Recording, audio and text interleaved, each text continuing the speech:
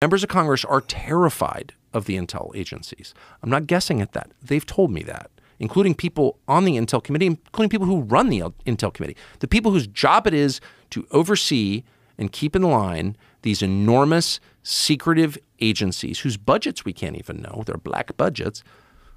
They're the parents. The agencies are the children. They're afraid of the agencies. That's not compatible with democracy. Democracy is a really simple system, even representative democracy like ours. The people rule. They do so through elections. They express their preference through voting. They send their people to the capital city to run the government on their behalf. Whenever you have unelected people who are not accountable to anyone making the biggest decisions, you don't have a democracy.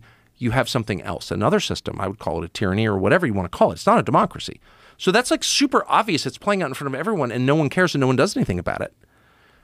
And I think the reason is because they're threatened.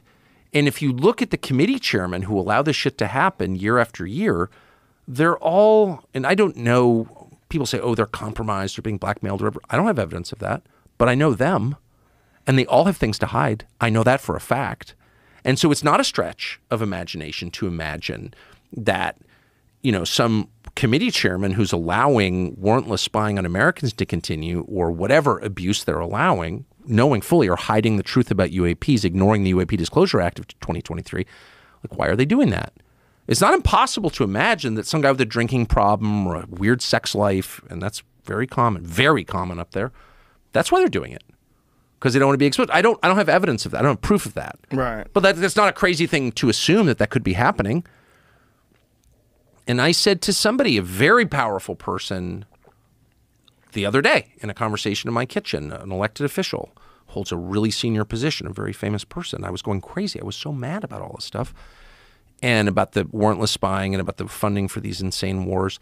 And I said to the guy who serves in one of the legislative bodies, I got so mad my dogs were afraid. They're like, well, why are you yelling? Because I don't yell at home. But I was like, all these people are controlled. They're all, you know, got weird sex lives and all these things are hiding and they're being blackmailed by the intel agencies. And he said, and I'm quoting, I know. It was like, okay, so at this point we're just sort of admitting that's real? Like, why do we allow that to continue?